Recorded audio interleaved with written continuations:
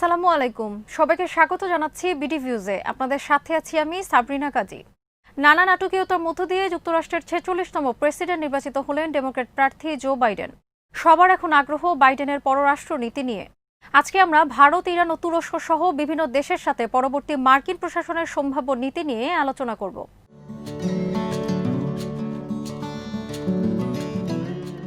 যুক্তরাষ্ট্রের পররাষ্ট্রনীতি বিশ্বের বিভিন্ন দেশের উপর কম বেশি প্রভাব ফেলে। অনেকের মনে তাই প্রশ্ন জাগছে, ডেমোক্র্যাট প্রার্থী জো বাইডেন জয়ী হলে দেশটির পররাষ্ট্রনীতিতে কি পরিবর্তন আসবে। যুক্তরাষ্ট্রের পররাষ্ট্রনীতিতে বাইডেনকে একজন দিকপাল বলে মনে করা হয়। দীর্ঘদিন তিনি সিনেটে ফরেন রিলেশনস কমিটির প্রধান ছিলেন। 1972 সালে 29 বছর বয়সে সিনেট সদস্য নির্বাচিত হওয়ার পর তিনি দেশটির পররাষ্ট্রনীতি প্রণয়নে বিভিন্ন সময় জোরালো ভূমিকা রেখেছেন।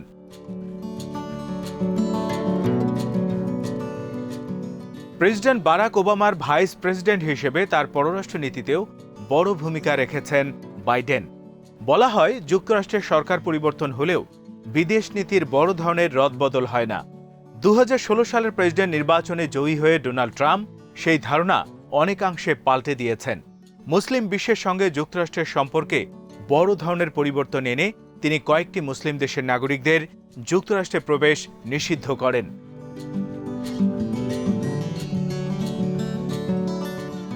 যুক্তরাষ্ট্রের সবচেয়ে বড় মিত্র ইউরোপের সঙ্গেও সম্পর্ক শিথিল হয়ে পড়ে তার আমলে। সামরিক জোট ন্যাটোকে ট্রাম্প বলেছেন সেকেলে। ট্রাম্পের সময় বেশ কয়েকটি আন্তর্জাতিক চুক্তি ও সংস্থা থেকে যুক্তরাষ্ট্র সরে যায়। এসবই ছিল অকল্পনীয়। ফলে যুক্তরাষ্ট্রের স্থিতিশীল পররাষ্ট্রনীতি বড় ধরনের ধাক্কা খেয়েছে।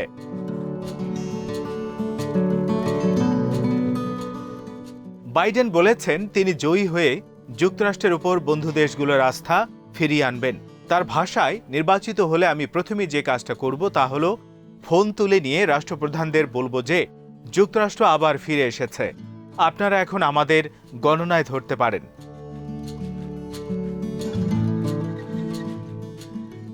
তার বক্তব্যের যথার্থতা প্রমাণের জন্য তিনি দ্রুত কিছু কাজ করে ফেলতে চান, বদলে ফেলতে চান ট্রাম্পের কিছু বিদেশ নীতি। বাইডেন অবিলম্বে প্যারিসে জলবায়ু চুক্তিতে আবার যোগ দেবেন বলে ঘোষণা দিয়েছেন। ট্রাম্প এই চুক্তি থেকে তার দেশকে প্রত্যাহার করে নিয়েছেন। বাইডেন বিশ্ব স্বাস্থ্য সংস্থা সহ জাতিসংঘের বিভিন্ন সংস্থায় আবারও ফিরে যেতে চান।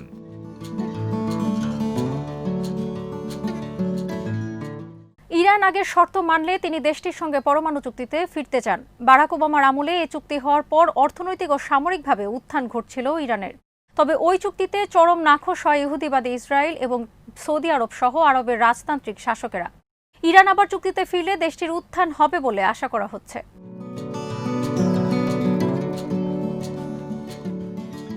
কয়েকটি মুসলিম দেশের নাগরিকদের যুক্তরাষ্ট্রে প্রবেশের উপর নিষেধাজ্ঞাও বাতিল করবেন বাইডেন।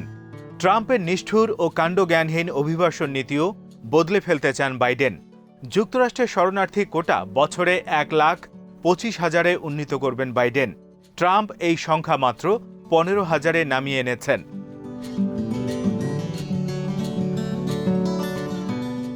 যুক্তরাষ্ট্রের প্রতিটি নির্বাচনে অভিবাসন একটি গুরুত্বপূর্ণ ইস্যু।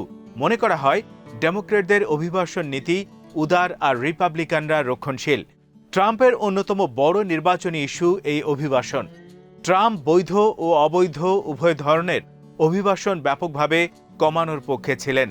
শরণার্থী প্রত্যাপন এবং ভিসা নীতি কঠোর করার জন্য তিনি নির্বাহী ক্ষমতা প্রয়োগ করেছেন।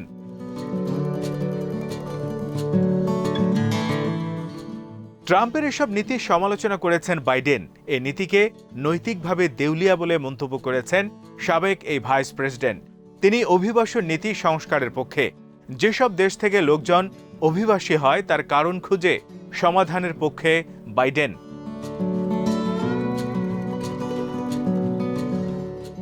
ক্ষমতা নেয়ার প্রথম বছরেই গণতন্ত্র শীর্ষ সম্মেলন করতে চান জো বাইডেন। বাইডেনের পররাষ্ট্র নীতিতে গুরুত্ব পাবে গণতন্ত্র এবং মানবাধিকার প্রসঙ্গ। এতে বিশ্বের অগণতান্ত্রিক এবং স্বৈরশাসকরা ভীষণ চাপে পড়বে বলে ধারণা করা হচ্ছে। বিশেষ করে সৌদি সহ মধ্যপ্রাচ্যের রাজারা ভীষণ চাপে পড়বেন। এছাড়া সমমনা দেশগুলোকে নিয়ে বৈশ্বিক জলবায়ু সম্মেলন করতে চান যুক্তরাষ্ট্রের নতুন প্রেসিডেন্ট।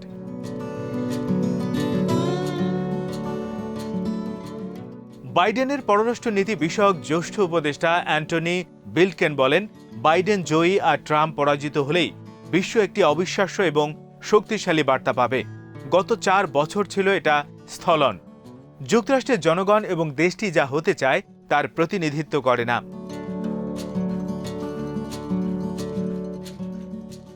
ট্রাম্পের একলা চলো নীতির বিপরীতে বাইডেনও বারাক ওবামার মতোই বহুপাক্ষিকতায় ফিরতে চান। ওবামার জাতীয় নিরাপত্তা উপদেষ্টা ও পররাষ্ট্রনীতি নির্ধারকরাই বাইডেনের পরামর্শক। মনে করা হচ্ছে, বাইডেন জয়ী হলে ওবামা আমলের এসব কর্মকর্তাই গুরুত্বপূর্ণ পদে আসীন হবেন।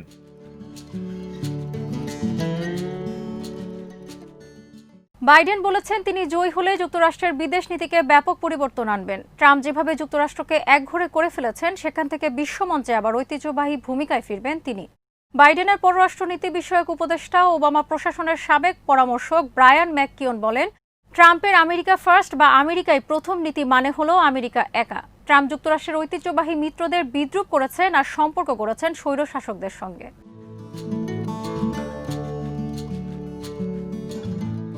ডোনাল্ড ট্রাম্প ক্ষমতা আসার পর সামরিক জোট ন্যাটোর সঙ্গে সম্পর্কে তিক্ততা দেখা দিয়েছে। জোটের সদস্যদের সামরিক বাজেট বাড়ানোর তাগিদ দিয়ে তেমন সাড়া না পেয়ে ট্রাম্প জার্মানি থেকে 12,000 সেনা প্রত্যাহার করে নিয়েছেন। বাইডেন আবার ন্যাটো সদস্যদের সঙ্গে সম্পর্ক উষ্ণ করতে চান। যুক্তরাষ্ট্রের নির্বাচনে রাশিয়ার হস্তক্ষেপ নিয়ে দেশ দুটির মধ্যে তিক্ততা তৈরি হয়েছে। তা সত্ত্বেও ট্রাম্প এবং রাশিয়ার প্রেসিডেন্ট ভ্লাদিমির পুতিন পরস্পরের প্রশংসা করেন। বাইডেন পুতিনকে শক্তভাবে মোকাবেলা করতে চান।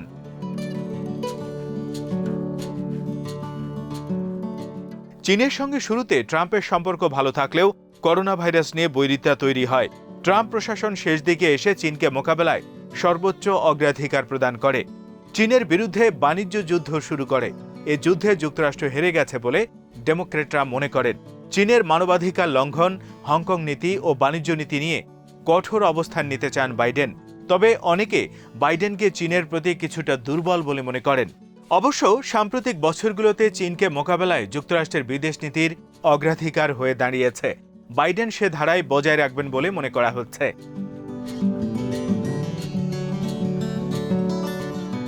ইহুদি রাষ্ট্র ইসরায়েল নিয়ে যুক্তরাষ্ট্রের সরকারগুলোর নীতি তেমন বদলায় না। প্রেসিডেন্ট ওবামা ইসরায়েলকে চাপে রাখলেও ট্রাম্প নিজেকে দেশটির কট্টরপন্থী প্রধানমন্ত্রী বেঞ্জামিন নেতানিয়াহুর একান্ত ঘনিষ্ঠজন হিসেবে প্রতিষ্ঠা করেছেন। যুক্তরাষ্ট্রের দীর্ঘদিনের অবস্থান থেকে সরে গিয়ে ট্রাম্প তার দেশের দূতাবাস তেল আবিব থেকে জেরুজালেমে স্থানান্তর করেছেন। মুসলিম বিশ্ব এবং যুক্তরাষ্ট্রের ইউরোপীয় মিত্ররাও তার পদক্ষেপের সমালোচনা করেছেন। বাইডেনও এই পদক্ষেপের সমালোচনা করেছেন। তবে তিনি দূতাবাস জেরুজালেম থেকে সরিয়ে নেওয়ার কথা বলেননি।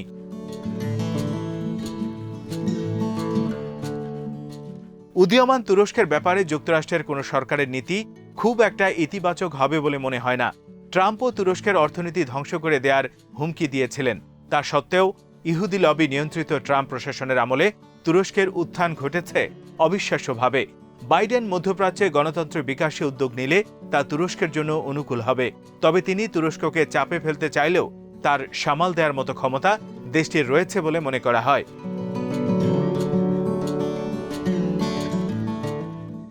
বাইডেনের আমলে দক্ষিণ এশিয়া নীতিতে বড় ধরনের প্রভাব পড়বে বলে মনে করা হচ্ছে। ট্রাম্প ভারতের প্রধানমন্ত্রী নরেন্দ্র মোদীর সঙ্গে ব্যক্তিগত ঘনিষ্ঠতা গড়ে তুলেছেন। মোদী ও ট্রাম্পের রাজনৈতিক বিশ্বাসে যথেষ্ট মিল ছিল। তাদের রাজনীতির মূল কথা উগ্র জাতীয়তাবাদ ও ইসলাম বিদ্বেষ। এ কারণে সাম্প্রতিক বছরগুলোতে মোদী কাশ্মীর সহ ভারতে মুসলিম বিরোধী নানা পদক্ষেপ নিলেও ট্রাম্প প্রশাসন কার্যত নীরব থেকে তাতে সমর্থন জুগিয়েছে।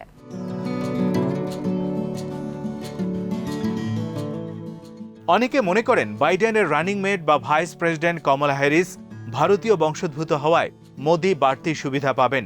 কিন্তু মনে রাখতে হবে, মোদীর মুসলিম বিরোধী নীতির এবং বিজেপির কট্টর সমালোচক তিনি। কাশ্মীরে মোদীর নিপীড়নের বিরুদ্ধে কমলা ছিলেন উচ্চকণ্ঠ। সিনেট সদস্য হিসেবে কমলা হ্যারিস এ বিষয়ে বিভিন্ন সময় কড়া অবস্থান নিয়েছেন। ভারতের পররাষ্ট্রমন্ত্রী জয়শঙ্করের সমালোচনা করেছেন। ফলে বাইডেন জয়ী হওয়ার পর বিজেপি শিবিরে কোনো উচ্ছ্বাস দেখা যায়নি।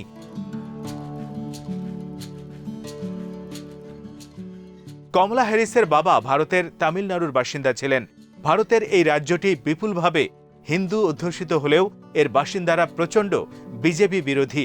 গত সংসদ নির্বাচনে বিজেপি এই রাজ্যে একটি আসনও পায়নি।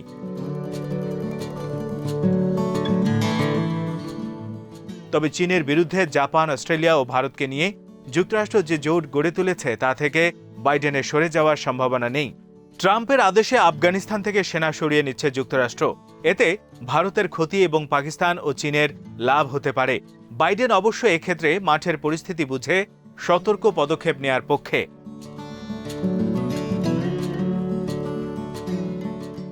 আজ এখানেই শেষ করছি। সবাই ভালো থাকুন, সুস্থ থাকুন আর দেখতে থাকুন বিডি ভিউজ। চ্যানেলটি ভালো লাগলে সাবস্ক্রাইব করুন। সংযুক্ত থাকুন আমাদের ফেসবুক পেজে। আমাদের ওয়েবসাইট bdviews.net ভিজিট করুন। আল্লাহ হাফেজ।